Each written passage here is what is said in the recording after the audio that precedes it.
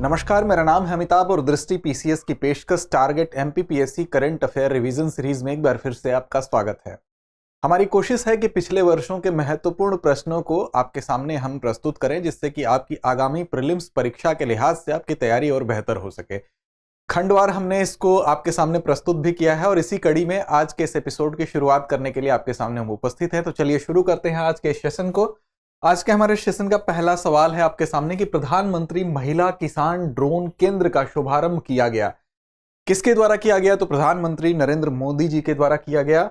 और आपको बता दें कि ये जो ड्रोन है, महिला किसान ड्रोन केंद्र है, इसका शुभारंभ तो प्रधानमंत्री जी के द्वारा किया गया है। नवंबर 2023 में इसका शुभारंभ किया गया, वो भी वीडियो कॉन्फ्रेंसिंग के माध्यम से। और साथ ही आपको बता दें कि इसी मौके पर जब किसान ड्रोन केंद्र का उद्घाटन हो रहा था, इसी मौके पर एम्स देवघर में 10,000वें जन औषधि केंद्र का लोकार्पण भी किया गया। अब जन औषधि केंद्र भी आपके लिए महत्वपूर्ण है, तो इसके संबंध में कुछ तथ्यों को देख लें कि जन औषधि केंद्रों की संख्या 10,000 से बढ़ाकर 25,000 करने का कार्यक्रम भी इसी दौरान लॉन्च किया गया।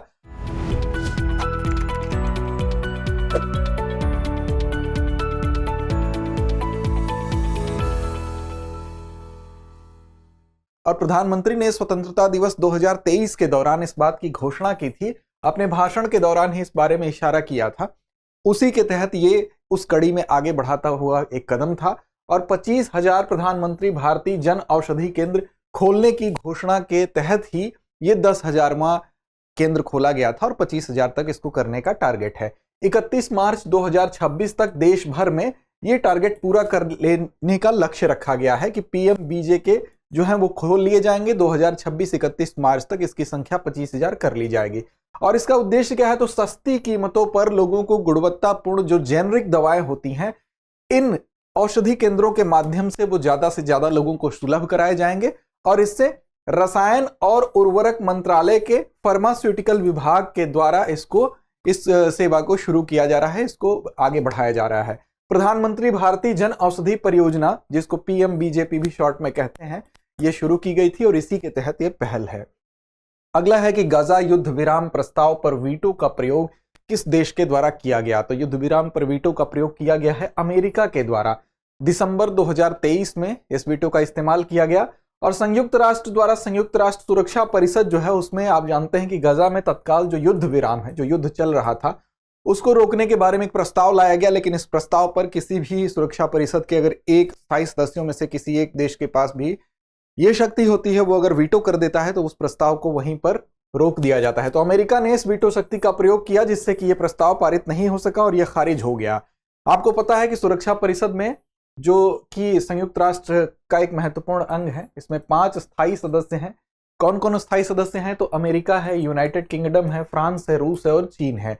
इन सभी के पास ये वीटो की शक्तियां प्राप्त हैं। इन सभी को अगर बहुमत के आधार पर भी कोई प्रस्ताव आगे बढ़ रहा है, कोई भी इनमें से एक स्थायी जिनको ये शक्ति प्राप्त है, एक शक्ति ने भी अगर वीटो का इस्तेमाल किया तो वो वहीं पर अधर में पड़ जाएगा, वो आगे नहीं बढ़ सकता है प्रस्ताव। तो ये वीटो का अधिकार मिला हुआ है। अगला प्रश्न है 2024-25 के लिए हुए चुनावों में सर्वाधिक मतों के साथ अंतरराष्ट्रीय समुद्री संगठन परिषद के लिए फिर से चुना गया है। तो देखिए, भारत को चुना गया है, इसलिए यह महत्वपूर्ण हो जाता है। भारत अगर किसी संगठन में फिर से चुना जा रहा है तो यह परीक्षा के लिहाज से महत्वपूर्ण है। देखिए, दिसंबर 2023 में द्विवार्षिक कार्यकाल, अर्थात कार्यकाल कितने वर्ष का होगा? तो 2 वर्ष का होगा।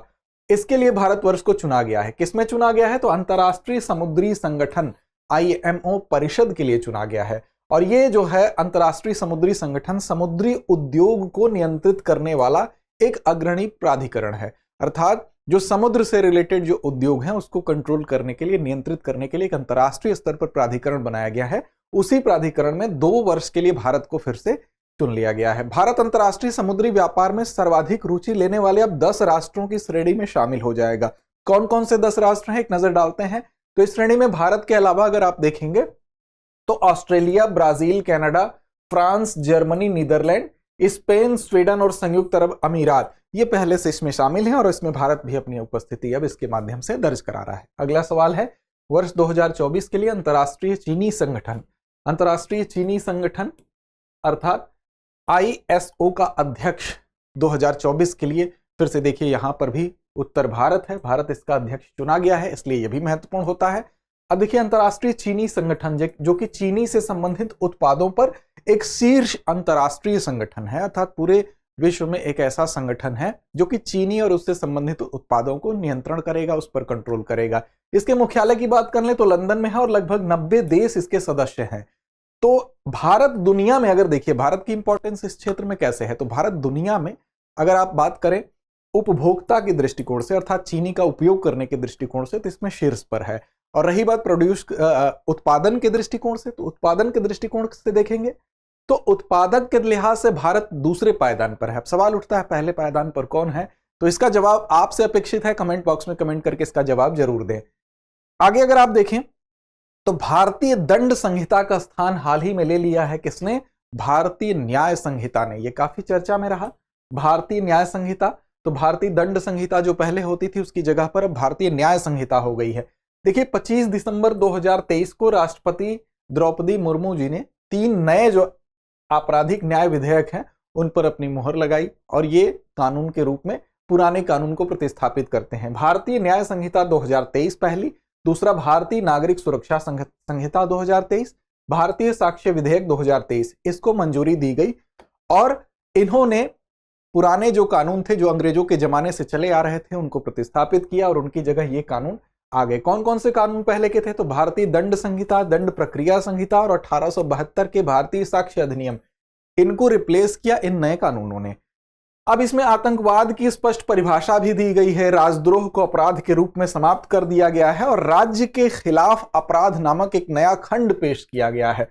तो एक नया खंड राज्य के खिलाफ अपराध को पेश किया गया है और इस कानून से जो राजद्रोह शब्द है उसकी जगह अब देशद्रोह में उसको कन्वर्ट कर दिया गया है। तो ये इसके कुछ विशेष प्रावधान है।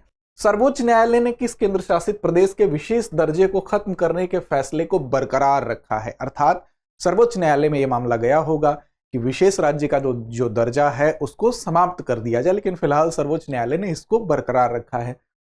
तो जी हां, जम्मू कश्मीर के बारे में यह बात हो रही है।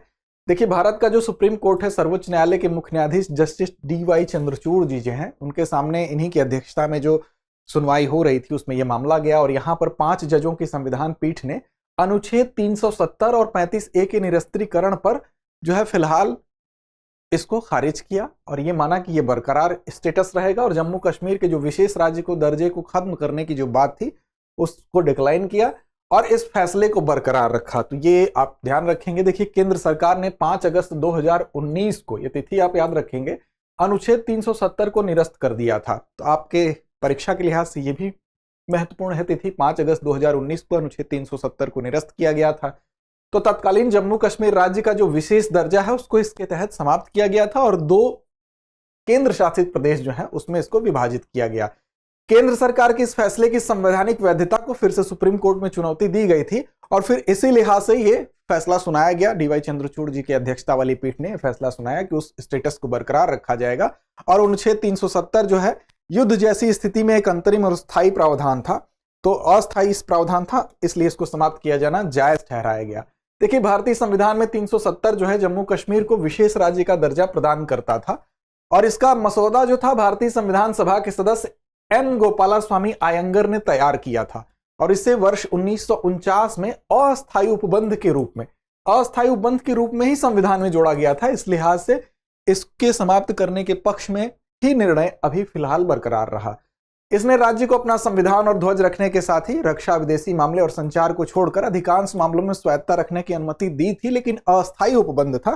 फिलहाल जब इसको समाप्त किया गया है तो उसके स्टेटस को बरकरार रखा गया है और विलय पत्र की शर्तों पर यह आधारित था जिस विलय पत्र पर 1947 में हस्ताक्षर किए गए थे। किसके द्वारा? तो पाकिस्तान का जब आक्रमण हुआ था तो भारत में शामिल होने के लिए आपको पता है कि जम्मू कश्मीर जो रियासत थी वहां के शासक थे हरि सिंह, उन्होंने हस्ताक्षर किया था, तो उस पर ही आधारित था। अगला है अंतर्राष्ट्रीय हीरे और आभूषण व्यवसाय के लिए दुनिया का सबसे बड़ा और सबसे आधुनिक केंद्र है, कहां खोला गया है? महत्वपूर्ण प्रश्न है। तो देखिए सूरत में, सूरत डायमंड बोर्स के नाम से खोला गया है और ये आप देखें इसकी कुछ महत्वपूर्ण विशेषताएं हैं जिसके कारण ये इंपॉर्टेंट है। अंतर्राष्ट्रीय हीरे और आभूषण व्यवसाय के लिए दुनिया का सबसे बड़ा, तो दुनिया का सबसे बड़ा ये केंद्र है, इसलिए महत्वपूर्ण है और गुजरात के सूरत अर्थात भारतवर्ष में इसकी स्थिति है, इसलिए और महत्वपूर्ण है।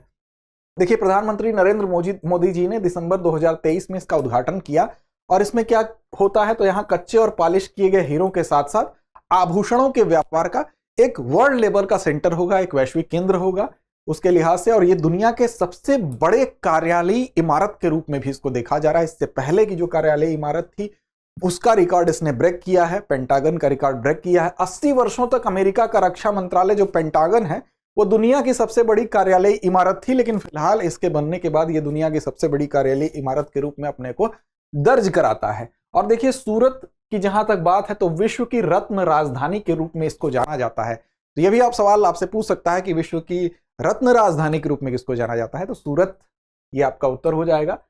भारत ही नहीं, ध्यान रखिएगा, विश्व की रत्न राजधानी के रूप में सूरत को जाना जाता है। यहां दुनिया का लगभग 90% हीरे तराशने का जो काम होता है वो सूरत में होता है, इसलिए यह महत्वपूर्ण है। और यहां पर इस नवनिर्मित सूरत डायमंड बोर्स की अगर बात करें तो 65,000 से अधिक प्रोफेशनल एक साथ यहां पर काम कर सकेंगे, इसलिए ये इसको विशेष बनाता है। 15 मंजिला इमारत यहां पर है, बनाई गई है, और ये इमारत 35 एकड़ भूमि में फैली हुई है। तो ये ध्यान रखेंगे, ये सारे तथ्य आपसे कहीं ना कहीं परीक्षा उपयोगी आपके लिए हो सकते हैं। भारतीय आर्किटेक्ट कंपनी कौन सी कंपनी है? मार्फोजेनेसिस। मार्फोजेनेसिस ने क्या किया है, इसका डिजाइन तैयार किया है। तो भारतीय आर्किटेक्ट कंपनी है मार्फोजेनेसिस, उसी ने इस बिल्डिंग का डिजाइन तैयार किया है। इस बिल्डिंग की डिजाइन तैयार करने वाला भी इंपॉर्टेंट है क्योंकि विश्व की सबसे बड़ी कार्यालयी इमारत की डिजाइन है। साथ ही इमारत का निर्माण 4 साल में पूरा हुआ है, यह अवधि है जिसमें यह बनकर तैयार हुआ है। भारत की सबसे तेज सौर इलेक्ट्रिक नाव, देखिए सबसे तेज भारत की फास्टेस्ट सौर इलेक्ट्रिक नाव है, उसका नाम याद रखेंगे, बाराकूडा इसका नाम है। और 14 दिसंबर 2023 को ये इसलिए भी महत्वपूर्ण हो जाता है क्योंकि ये पर्यावरण के काफी अनुकूल है, अर्थात जीरो प्रदूषण पर आधारित है। अब देखिए पर्यावरण अनुकूल समुद्री परिवहन की दिशा में ये कदम माना जा रहा है। और भारत की सबसे तेज सौर इलेक्ट्रिक नाव बाराकूडा को अलापुझा में अरूर के पास औपचारिक रूप से इसको लॉन्च किया गया था, और मझगांव डॉक शिप बिल्डर्स और नेवाल्ट के द्वारा संयुक्त रूप से इसको डेवलप किया गया। बाराकूडा नाम कैसे बना? तो बाराकूडा जो नाम है वो एक मछली के नाम पर रखा गया है, उसी मछली के नाम पर ही इसका नाम बाराकूडा रख दिया गया है, जो कि उसी क्षेत्र में पाया जाता है। इसे नेवाल्ट द्वारा बर्क बोट उद्देश्यों के लिए डिजाइन किया गया था, और इसकी लंबाई चौड़ाई देखें तो 14 मीटर लंबा, 4.4 मीटर चौड़ा इसकी लंबाई और चौड़ाई है, और ये 12.5 समुद्री मील अर्थात 23 किलोमीटर प्रति घंटे की गति प्राप्त कर सकता है। और एक बार अगर इसको चार्ज कर लेंगे आप, तो चार्ज करने के बाद इसकी जो सीमा है वो 7 घंटे तक ये आराम से अपनी गति से अपना तैर सकता है, चल सकता है, पानी में अपने मार्ग को तय कर सकता है। और ये शोर के मामले में, कंपन के मामले में और वायु प्रदूषण के मामले में बेहतर है, अर्थात ना तो इसमें शोर होता है, ना वायु प्रदूषण होता है और ना कंपन होता है। इस लिहाज से ये काफी इको फ्रेंडली है। Project 15B stealth guided missile destroyer के तीसरे युद्धपोत का नाम क्या है? तो तीसरे युद्धपोत का नाम है इम्फाल, और यह जहाज के शिखर के पे बनाए गए जो डिजाइन है उस डिजाइन में आप देखेंगे बाईं ओर कांगला पैलेस बनाया गया है और दाईं ओर कांगला सा बनाया गया है। कांगला पैलेस और कांगला सा क्या है, कैसे संबंधित है इससे, उस पर एक नजर डालते हैं। तो कांगला पैलेस देखिए मणिपुर का एक महत्वपूर्ण ऐतिहासिक और पुरातात्विक स्थल है, कांगला पैलेस की अगर बात करें तो। और ये प्राचीन काल में जो मणिपुर का मैतेई राजा होते थे उन्हीं का निवास हुआ करता था। अब ये कहां स्थित है? तो ये बाईं ओर स्थित है। तो बाईं ओर कांगला पैलेस स्थित है, जो कि प्राचीन समय में देखेंगे तो मैतेई राजा लोग होते थे, उनका निवास हुआ करता था, उनका पैलेस हुआ करता था। ड्रैगन के सिर और शेर के शरीर की आकृति के साथ इसको सुसज्जित किया गया है, इसको भी आप ध्यान रखेंगे। और कांगला सा जो दूसरी आकृति दाहिनी ओर थी वो क्या है? तो मणिपुर के इतिहास का एक पौराणिक प्राणी है और अपने लोगों के संरक्षक के रूप में इस प्राणी को जाना जाता है। कांगला सा मणिपुर का राज्य प्रतीक भी है, यह भी ध्यान रखेंगे। और इस युद्धपोत के अगर डिजाइन की बात करें तो डिजाइन इसकी भारतीय नौसेना युद्धपोत डिजाइन ब्यूरो के द्वारा तैयार किया गया है। निर्माण कहां हुआ है? तो निर्माण हुआ है Mazagon Dock Ship Builders Limited, Mumbai में इसका निर्माण किया गया है। यह जहाज स्वदेशी जहाज निर्माण की पहचान है, स्वदेशी रूप से डेवलप किया गया और दुनिया के सर्वाधिक तकनीकी रूप से जो उन्नत युद्धपोत हैं, अर्थात जो सबसे अच्छे युद्धपोत हैं, उस श्रेणी में ये शुमार करता है अपने आप को। आगे देखिए COP28 का आयोजन किया गया। COP28 हमेशा महत्वपूर्ण प्रश्न होता है परीक्षा के लिहाज से। COP28 का आयोजन दुबई में हुआ था। देखिए संयुक्त राष्ट्र जलवायु परिवर्तन सम्मेलन अर्थात UNFCCC के कॉन्फ्रेंस ऑफ पार्टीज अर्थात COP 28 28वां सम्मेलन हुआ था। कहां हुआ था? तो संयुक्त अरब अमीरात के दुबई में यह संपन्न हुआ और इसमें भारत सहित 197 देश 197 कंट्रीज ने इसमें वहां के प्रतिनिधियों ने इसमें भागीदारी की थी और इसमें वैश्विक जो तापमान है उसको 101.5 डिग्री सेल्सियस के दायरे में रखने के लिए 8 कदम भी इसमें प्रस्तावित किए गए थे। जीवाश्म ईंधन से उपयुक्त, व्यवस्थित और समतामूलक तरीके से दूर जाने के बारे में और इस महत्वपूर्ण दशक में कार्रवाई और तीव्र करने का इसमें आह्वान किया गया ताकि 2050 तक जो लक्ष्य है कि क्या कर ले, शुद्ध शून्य नेट जीरो जो उत्सर्जन है उसको प्राप्त करने का जो लक्ष्य है 2050 तक जो लक्ष्य निर्धारित किया गया है उसको प्राप्त करने की दिशा में और ज्यादा बेहतर कैसे कदम उठाए जा सके। तो COP 28 में की गई घोषणा का लक्ष्य 2050 तक क्या है? वैश्विक परमाणु ऊर्जा क्षमता को 3 गुना बढ़ाना है। COP 28 में भारत सरकार के जल शक्ति मंत्रालय के तहत क्रियान्वित राष्ट्रीय स्वच्छ गंगा मिशन के नेतृत्व में ग्लोबल रिवर सिटीज अलायंस भी लॉन्च किया गया। यह भी एक अन्य तथ्य महत्वपूर्ण है। वायुसेना मुख्यालय नई दिल्ली में महानिदेशक नियुक्त किया गया है। किसको नियुक्त किया गया है? तो एयर मार्शल मकरंद रानाडे को क्या बनाए गए हैं? वायुसेना मुख्यालय नई दिल्ली में महानिदेशक बनाए गए हैं। एयर मार्शल संजीव कपूर का स्थान इन्होंने लिया है। साथ ही आप याद रखेंगे कि भारतीय वायुसेना की जो लड़ाकू शाखा है उसमें इनको कमीशन किया गया था और वर्ष 2006 में वायुसेना पदक जो वीरता पुरस्कार है वो भी ये प्राप्त किए। 2020 में अति विशिष्ट सेवा पदक से भी ये सम्मानित हो चुके हैं। अगला है कलाकार लीलावती, किस क्षेत्र से संबंधित हैं? कलाकार हैं, लीलावती हैं, किस क्षेत्र से संबंधित है? ये अभिनय से संबंधित है। 8 दिसंबर 2023 को तमिल और तेलुगु सहित 600 से अधिक फिल्मों में ये काम कर चुकी प्रख्यात कन्नड़ अभिनेत्री जो ये है, अर्थात कहां की अभिनेत्री हैं ये भी याद रखिएगा। तो कन्नड़ अभिनेत्री 85 वर्ष की आयु में इनका निधन हो गया। तो निधन होने के साथ साथ अगर कोई कलाकार होता है जिसका अमूल्य योगदान होता है किसी विशेष क्षेत्र में तो उससे संबंधित सवाल पूछे जाते हैं। इसलिए आप याद रखिएगा इनका निधन हाल ही में हुआ है। 85 वर्ष की अवस्था में लीलावती ये कलाकार हैं, कन्नड़ अभिनेत्री हैं और दक्षिण भारतीय भाषाओं में कई लोकप्रिय फिल्मों में भी इन्होंने अभिनय किया है। जैसे फिल्म नागकन्निके, इस फिल्म से इन्होंने अपने अभिनय की, अपने करियर की शुरुआत की थी। तो याद रखिएगा अभिनय से जुड़ी हुई हैं। अगला है भारत के सर्वोच्च न्यायालय की पहली महिला न्यायाधीश थी न्यायमूर्ति फातिमा बीबी। इनका भी निधन हुआ, इस लिहाज से इनसे भी सवाल आपसे पूछे जा सकते हैं। फातिमा बीबी के बारे में कुछ तथ्य हैं। देखिए 23 नवंबर 2023 को 96 ईयर्स की आयु में उनका निधन हो गया। 96 वर्ष की अवस्था में इनका निधन हुआ और 1950 में बार काउंसिल परीक्षा में इन्होंने स्वर्ण पदक हासिल किया और टॉप किया और उसके बाद धीरे धीरे ये आगे बढ़ी और बार काउंसिल स्वर्ण पदक प्राप्त करने वाली पहली महिला भी थी। साथ ही आप ध्यान रखेंगे 6 अक्टूबर 1989 को सर्वोच्च न्यायालय सुप्रीम कोर्ट में पहली महिला जज बनती हैं। तो पहली महिला जज के रूप में सुप्रीम कोर्ट में स्थान लेने वाली थी न्यायमूर्ति फातिमा बीबी। ये तथ्य भी आपके लिए महत्वपूर्ण है। कब स्थान लिया? तो 1989 में। इसके साथ ही उच्च न्यायपालिका में पहली मुस्लिम महिला भी थी, ये भी खास बात है। और एक एशियाई देश में सुप्रीम कोर्ट की न्यायाधीश बनने वाली पहली महिला बनती हैं। 24 अप्रैल 1992 को यह सेवानिवृत्त हो गई थी और राष्ट्रीय मानवाधिकार आयोग की सदस्य, तमिलनाडु की राज्यपाल भी ये रह चुकी थी। ये अन्य उपलब्धियां हैं।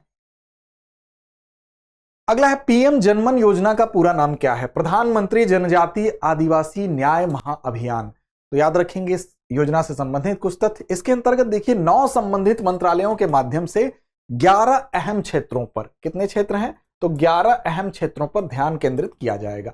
तो पीएम जनमन योजना में कितने क्षेत्रों पर ध्यान केंद्रित किया जाएगा? तो 11 क्षेत्रों पर ध्यान केंद्रित किया जाएगा। प्रधानमंत्री ने जनजातीय गौरव दिवस के अवसर पर खूंटी से, खूंटी कहां है? तो खूंटी झारखंड में है। खूंटी वो स्थान है जहां से इस अभियान की शुरुआत की गई थी, इसकी घोषणा की गई थी। साथ ही आप देखें विशेष रूप से जो कमजोर जनजातीय समूह हैं, जिनको पीवीटीजी भी कहा जाता है, जिनकी सामाजिक आर्थिक स्थितियों में सुधार के लिए प्रधानमंत्री जी के द्वारा पीवीटीजी विकास मिशन को शुरू किया जाएगा, ऐसी घोषणा यहां पर की गई थी। इसके बारे में बजट भाषण 2023-24 में घोषित किया गया था और यह पीवीटीजी परिवारों और उनकी बस्तियों को सुरक्षित आवास देने का कार्य, स्वच्छ पेयजल उपलब्ध कराने का कार्य, स्वच्छता से संबंधित कार्य, शिक्षा, स्वास्थ्य और पोषण तक उनकी कैसे बेहतर पहुंच को सुनिश्चित किया जा सके, सड़क और दूरसंचार से उनको कैसे कनेक्ट किया जा सके, साथ ही स्थायी आजीविका के अवसरों जैसे बुनियादी सुविधाओं को कैसे उनको प्रदान किया जा सके, इस लिहाज से यह प्रयास शुरू किया गया, यह घोषणा की गई। अगले 3 वर्षों में इस मिशन को लागू करने के लिए 15,000 करोड़ का प्रोविजन भी किया गया था। देखिए अगर जनगणना 2011 के अनुसार आप देखेंगे तो भारत में जो अनुसूचित जनजाति की आबादी है वो लगभग 10.45 करोड़ थी, जिसमें से अगर 18 राज्य और केंद्र शासित प्रदेश अंडमान निकोबार द्वीप समूह में स्थित अगर देखें तो 75 ऐसे समुदाय हैं, 75 ऐसे विशेष समुदाय हैं जिसको कि इसके अंतर्गत सूचीबद्ध किया गया। विशेष रूप से जो कमजोर जनजातीय समूह है जो पीवीटीजी हैं उसके रूप में इनको वर्गीकृत किया गया। उत्तराखंड वैश्विक निवेशक शिखर सम्मेलन 2023 का आयोजन किया गया। अब देखिए, उत्तराखंड वैश्विक निवेशक शिखर सम्मेलन का आयोजन किया गया, कहां किया गया? तो देहरादून में किया गया।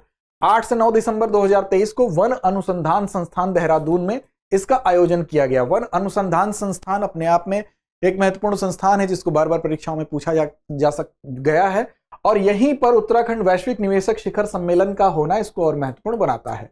प्रधानमंत्री नरेंद्र मोदी ने इस शिखर सम्मेलन का उद्घाटन किया और इसकी थीम क्या थी? तो थीम थी शांति से समृद्धि इसकी थीम थी। अगला है संयुक्त सैन्याभ्यास सूर्य किरण 17।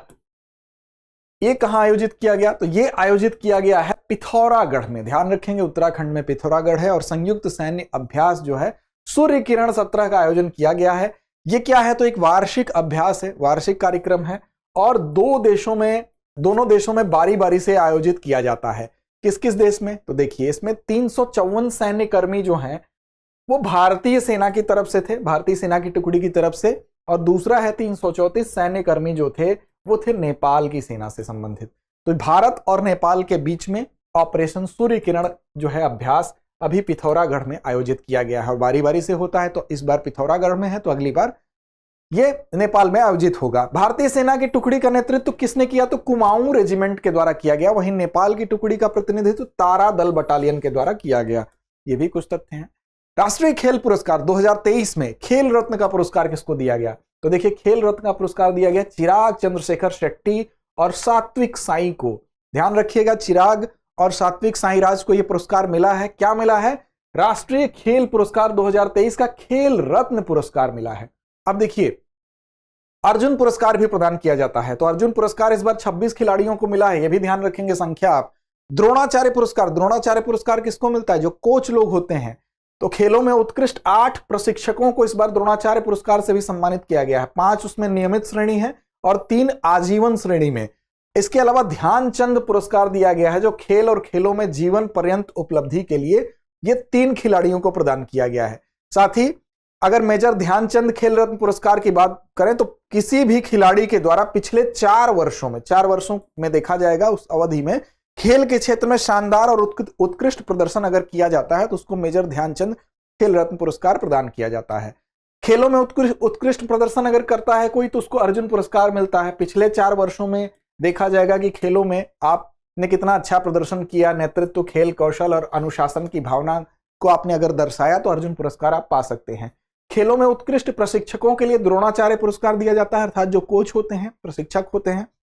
इसमें भी अगर लगातार सराहनीय कार्य आपके द्वारा किया जाता है, खिलाड़ियों को आप अंतर्राष्ट्रीय आयोजनों में उत्कृष्ट प्रदर्शन करने के लिए सक्षम बनाते हैं तो आप इस पुरस्कार को हासिल कर सकते हैं उस श्रेणी में, प्रशिक्षकों की श्रेणी में। अगला है 54वां भारतीय अंतर्राष्ट्रीय फिल्म महोत्सव आयोजित किया गया। कहां आयोजित किया गया? तो गोवा में आयोजित किया गया। जूरी के अध्यक्ष कौन थे? तो जूरी के अध्यक्ष शेखर कपूर थे। और गोल्डन पीकॉक पुरस्कार कौन पाया? गोल्डन पीकॉक पुरस्कार तो एंडलेस बॉर्डर्स इस मूवी को दिया गया। अब्बास अमीनी द्वारा निर्देशित यह मूवी थी, फारसी भाषा की यह फिल्म थी। तो याद रखेंगे, गोल्डन पीकॉक पाने वाली मूवी थी एंडलेस बॉर्डर्स, जो कि अब्बास अमीनी के द्वारा निर्देशित थी और गोवा में आयोजित अंतर्राष्ट्रीय फिल्म महोत्सव में इसने गोल्डन पीकॉक पुरस्कार को हासिल किया। पुरस्कार में क्या मिलता है? तो 40 लाख रुपए की धनराशि मिलती है, प्रमाण पत्र मिलता है और एक गोल्डन पीकॉक मेडल के रूप में दिया जाता है। सर्वश्रेष्ठ अभिनेता कौन था? तो सर्वश्रेष्ठ अभिनेता पुरुष का सिल्वर पीकॉक अवार्ड जो पाया वो ईरानी अभिनेता पौरिया रहीमी सैम को दिया गया। तो पौरिया रहीमी सैम को सबसे अच्छे अभिनेता के रूप में यहां चुना गया। और सर्वश्रेष्ठ अभिनेत्री की बात करें, सिल्वर पीकॉक अवार्ड की बात करें तो फ्रांसीसी अभिनेत्री, देखिए देश भी आप याद रखेंगे, ईरानी अभिनेता थे जिनको यह पुरस्कार मिला। फ्रांसीसी अभिनेत्री थी मेलानी थियरी, इनको मिला सर्वश्रेष्ठ अभिनेत्री का। और स्पेशल जूरी पुरस्कार कांतारा मूवी जो थी उसको दिया गया। सत्यजीत रे लाइफ टाइम अचीवमेंट पुरस्कार किसको प्रदान किया गया? तो माइकल डगलस को प्रदान किया गया। और सर्वश्रेष्ठ वेब सीरीज के रूप में पहली बार यह पुरस्कार दिया गया है तो याद रखेंगे सर्वश्रेष्ठ वेब सीरीज का पुरस्कार पंचायत सीजन 2 को प्रदान किया गया। अगले प्रश्न की तरफ चलते हैं। अगला प्रश्न है कि यूनेस्को ने अमूर्त सांस्कृतिक धरोहर हाल ही में घोषित किया गया किसको? देखिए, गुजरात के गरबा नृत्य को। गरबा क्या है? गरबा वहां का एक नृत्य है। अब बोत्सवाना के कसाने में अमूर्त सांस्कृतिक धरोहर की सुरक्षा के लिए अंतर सरकारी समिति की 18वीं बैठक हुई और इसी बैठक के दौरान गुजरात का जो गरबा है उसको मानवता की अमूर्त सांस्कृतिक विरासत की प्रतिनिधि सूची में शामिल किया गया। अब इस नृत्य की अगर बात करें तो इस सूची में शामिल होने वाला भारत का यह 15वां ऐसा धरोहर है जो कि इस सूची में शामिल हुआ। तो याद रखेंगे 15वीं धरोहर के रूप में भी और गुजरात के गरबा नृत्य को 18वीं बैठक के दौरान शामिल किया गया।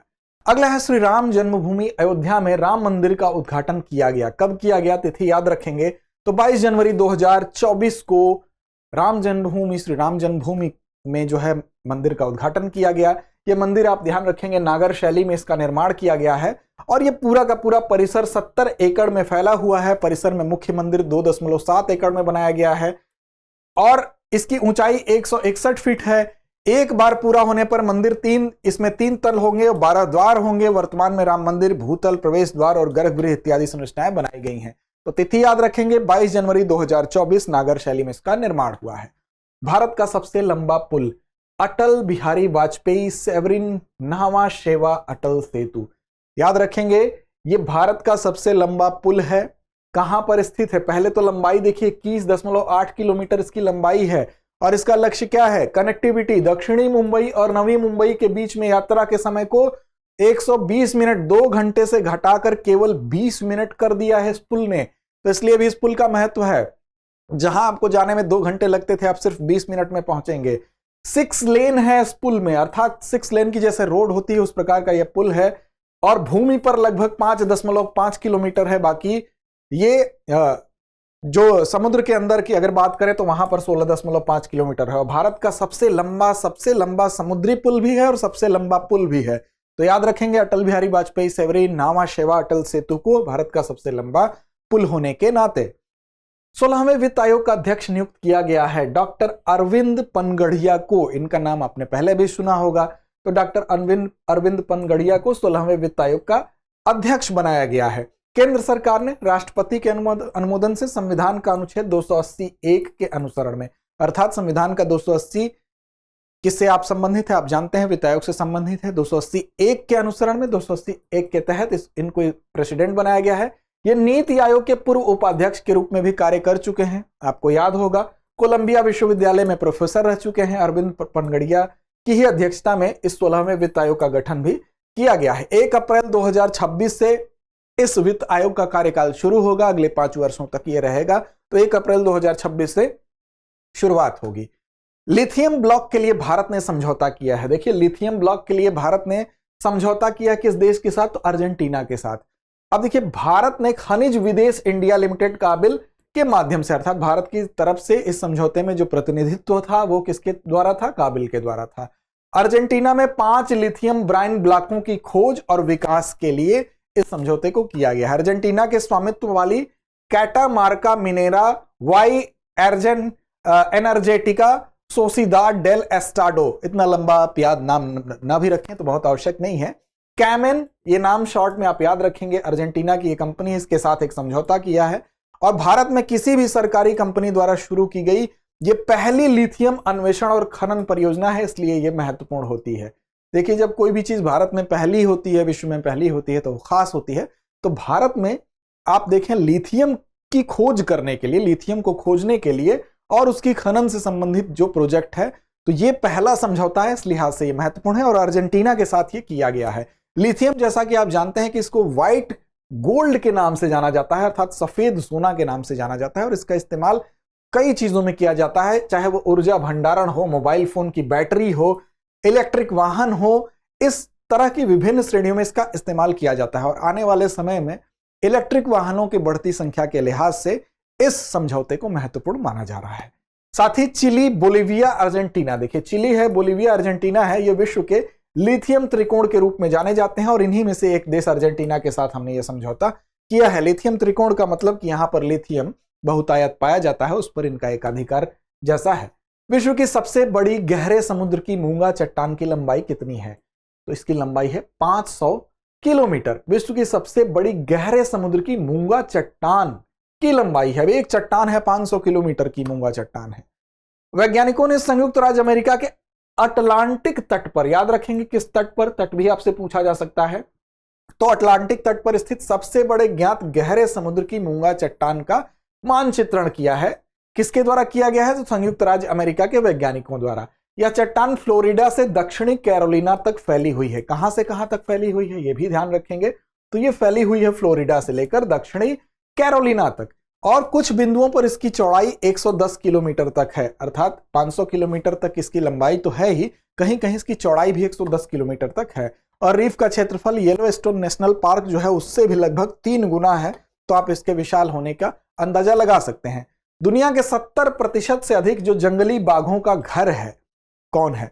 देखिए ये भी खास बात है, क्योंकि भारत ही इसका उत्तर है और भारत दुनिया के 70% से ज्यादा बाघों का घर है। अब बाघ परियोजना के स्मारक कार्यक्रम के दौरान प्रधानमंत्री द्वारा जारी अखिल भारतीय बाघ अनुमान 2022 के सारांश रिपोर्ट के आधार पर यह तथ्य निकलकर सामने आया।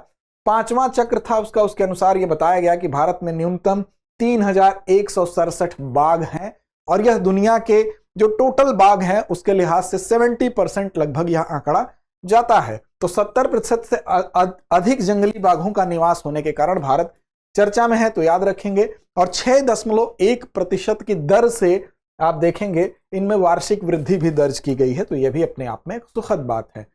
फ्रांस के नवनियुक्त प्रधानमंत्री कौन हैं? तो गैब्रियल अटल, याद रखेंगे। इस पद पर आसीन होने वाले फ्रांस के सबसे युवा व्यक्ति हैं, मात्र 34 वर्ष के हैं, और पूर्व प्रधानमंत्री एलिजाबेथ बोर्न का इन्होंने स्थान लिया।